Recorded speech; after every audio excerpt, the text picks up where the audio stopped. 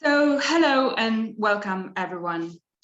The title of my presentation is Wladyslaw Hasior, Decolonialism and the Afterlives of Serfdom in Post-War Poland. So in my presentation, I want to argue that a decolonial lens might offer a new perspective in regards to the artistic practice of Polish sculptor, painter, and set designer Wladyslaw Hasior.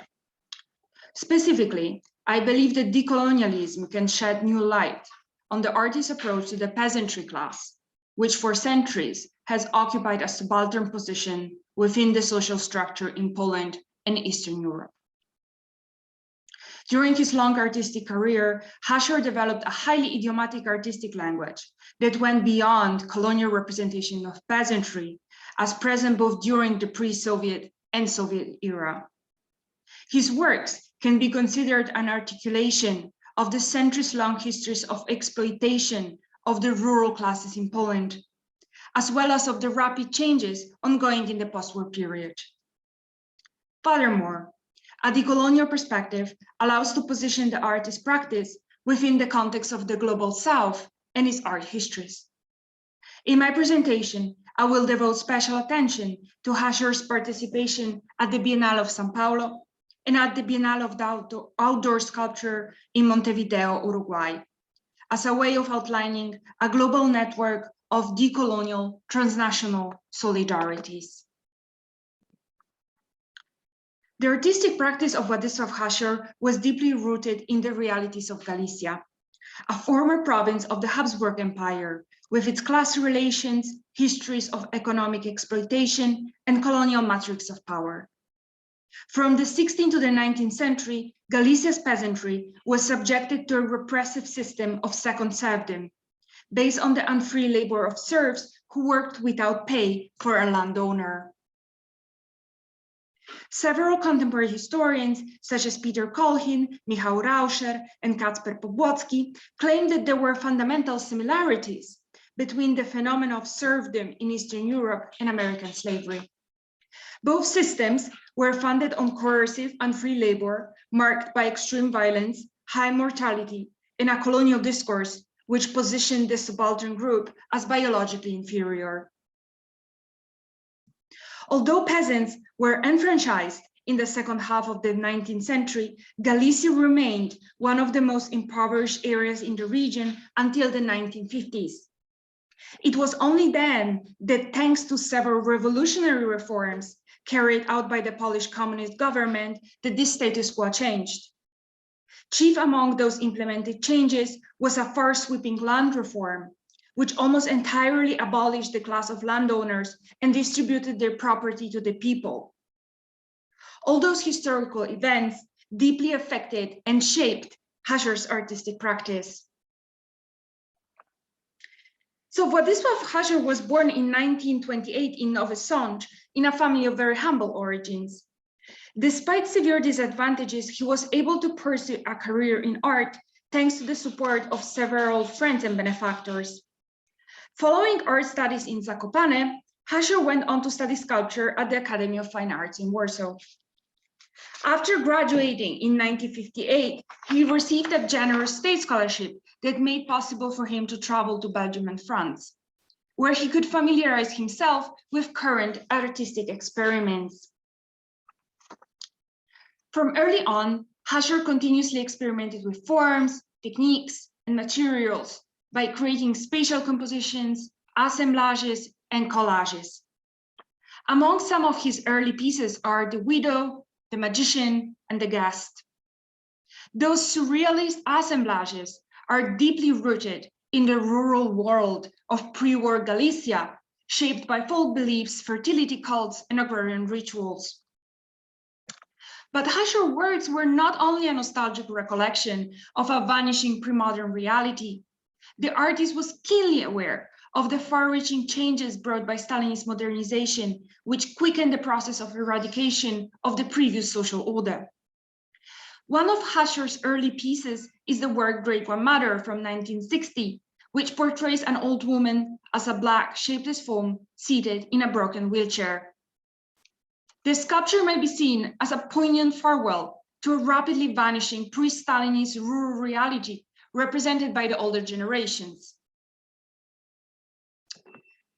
In this context, of great interest is also the piece Home Guardian from 1958. The work was created by assembling together elements from the pre-modern and modern world in order to underline the hybrid and uneven character of the ongoing modernization in post-war Poland. As such, the piece challenges linear visions of progress as advocated by the communist government, and instead puts forward a more complicated vision of historical change, dominated by complex trajectories, multiple temporalities, and irresolvable paradoxes. Throughout his career, Hasior worked relentlessly to articulate an artistic language which would challenge colonial representations of peasantry and subaltern classes in Poland. In his practice, he remained skeptical towards key tenets of modernity, such as linear progress, historical development, and capitalist, or indeed Stalinist, industrialization. Indeed, he opted for a more complex artistic stance that would account for the idiosyncratic realities of a changing peasant world in the second half of the 20th century. Of special interest for my presentation is Hasior's participation at the Biennale of São Paulo in 1965 and 1971. In fact, I contend that a series of poignant parallels can be drawn between the works of the Polish artists and several artistic tendencies within the Brazilian art scene of the 60s and 70s. So let us start by considering some of the works Hasior presented at the Biennale in 1965. Among those pieces was the sculpture The Missionary, which I believe acquires an especially important significance within the Brazilian context. The sculpture consists of an animal silhouette with several wires coming out of its corpus. The artist installed on those wires horns several small iron crosses.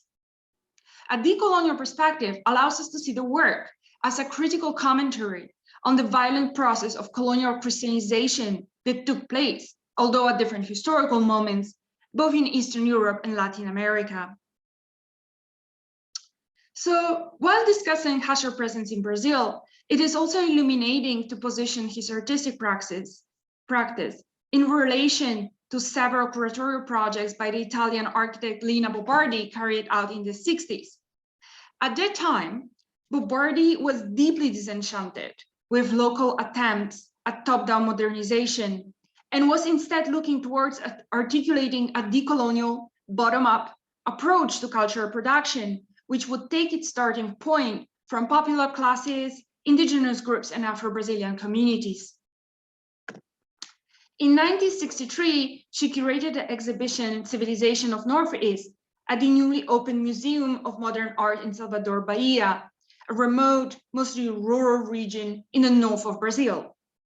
The aim of the show was to showcase the local culture and handicraft, which Bobardi saw as an alternative to the hegemonic domination of white middle classes from São Paulo. Rejecting both a folkloristic approach or any sort of sentimentalism, the Italian architect claimed that the show was an accusation and a political manifest. A comparison between Hasior and Bobardi shows that both developed a decolonial sensitivity as a response to what they perceived to be the failures of modernity and modernization. They believed that an alternative could be found within the popular classes that for centuries have occupied a subaltern position within society. While reflecting on Hasior's position on the global map of decolonial practices and sensibilities, it is also worth considering his participation at the Biennale of Outdoor Sculpture in Montevideo, Uruguay in 1965. In one of the city parks, the Polish artist installed a large sculptural intervention entitled Golgotha. The work consisted in 5 vertical and 2 horizontal poles with human-like figures installed on the top. The pieces were then set on fire, with the audience gathered in the park to witness the performance.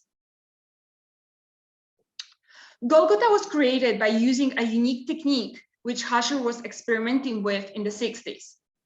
At that time, he created several sculptures by pouring concrete into preformed shapes formed in the ground. The pieces have been so far interpreted as a recollection of the artist's wartime memories of mass graves and exhumations.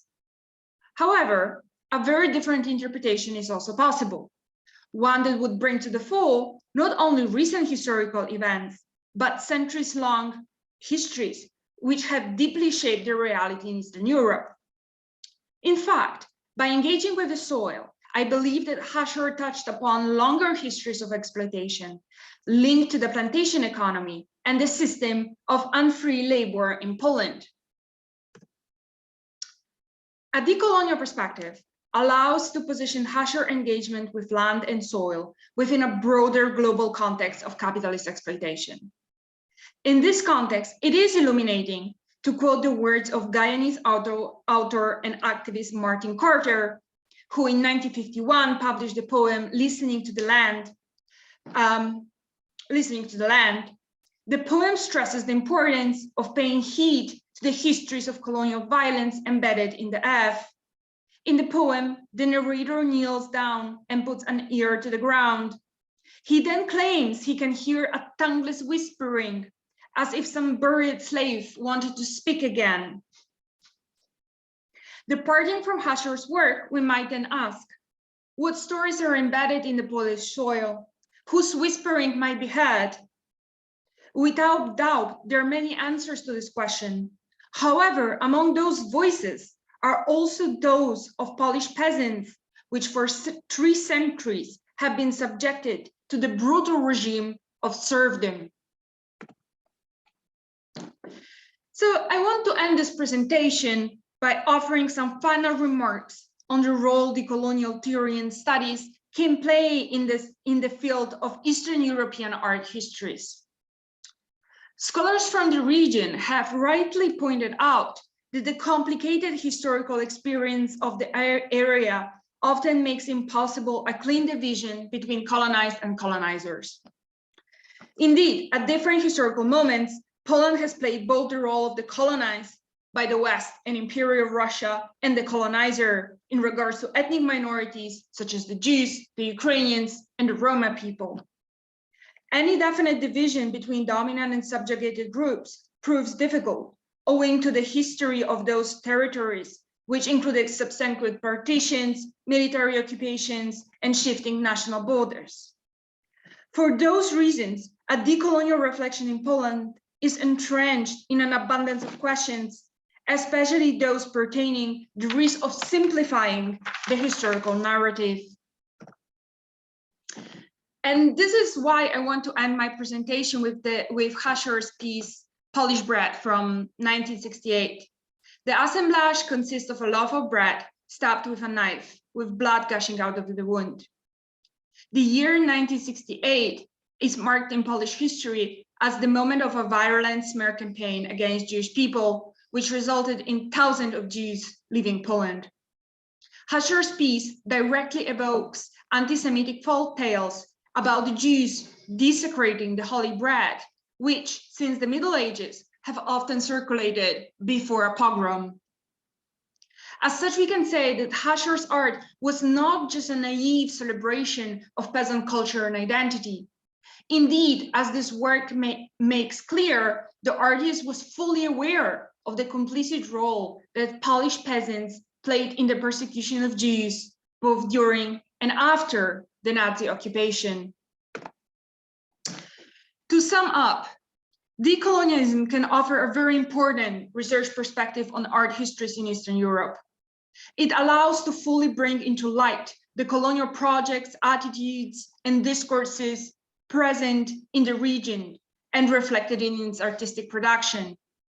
Furthermore, because of the global nature of the colonial matrix of power, it allows to position the region as deeply connected to broader histories of colonization and imperialism.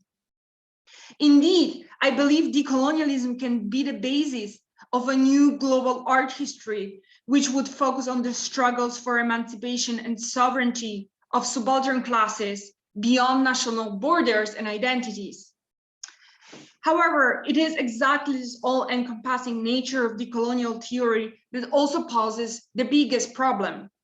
By focusing on the global scale, it is very easy to meet and simplify local realities, which often complicate a straightforward narration between colonizers and colonized people.